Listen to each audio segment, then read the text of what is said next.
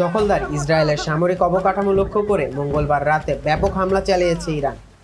এর মধ্যে অন্যতম ছিল নেভাতিম বিমান ঘাঁটি।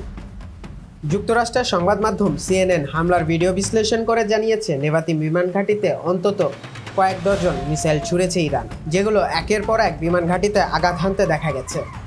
সংবাদ মাধ্যমটি জানিয়েছে, তারা যে দুটি ভিডিও বিশ্লেষণ করেছে সেগুলোর মধ্যে একটি ধারণ করা হয়েছে আরাত আন নাকাব শহর থেকে। এটি বিমান ঘাঁটির ঠিক দক্ষিণে অবস্থিত।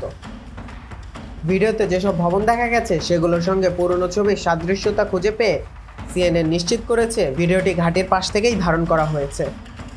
আকাশের উপর দিকে ধরে রাখা ক্যামেরায় ধরা পড়েছে কয়েক ডজন মিসাইল একের পর এক ঘাঁটিতে পড়ছে। ওই সময় সেখানে সাইরেন বাজছিল। ওই সময় আরও দেখা যায় মিসাইল ঠেকানোর একটি প্রতিরোধী মিসাইল ব্যাটারি থেকে ছুটছে ইসরায়েলি বাহিনী। এছাড়া ঘাঁটির কন্ট্রোল টাওয়ারও ওই ভিডিওতে দেখা যাচ্ছিল। ঠিক তখনই ঘাঁটিতে মিসাইল পড়তে থাকে এবং সেগুলো বিস্ফোরিত হতে থাকে। এরপর ওই ঘাঁটি থেকে ধোঁয়ার কুণ্ডলী বের হওয়া শুরু করে। তখনও ঘাঁটিতে একের পর এক মিসাইল পড়তে ও বিস্ফোরিত হতে থাকে। তবে ঘাঁটির কোন কোন অবকাঠামো লক্ষ্য করে এতগুলো মিসাইল ছোড়া হয়েছে সেটি রাতের অন্ধকারে বোঝা যায়নি বলে জানিয়েছে সিএনএন। তারা ইসরায়েলি প্রতিরক্ষা বাহিনীর কাছে এ ব্যাপারে জানতে যোগাযোগ করলেও কোনো সাড়া পায়নি। এর আগে গত 13 এপ্রিল দখলদার ইসরায়েলে মিসাইল ছুড়েছিল ইরান। সেবারও নেভাতিম নামের এই ঘাঁটিকে লক্ষ্য করা হয়েছিল। ওই সময় ঘাঁটির ক্ষয়ক্ষতির পরিমাণ কম হয়েছিল।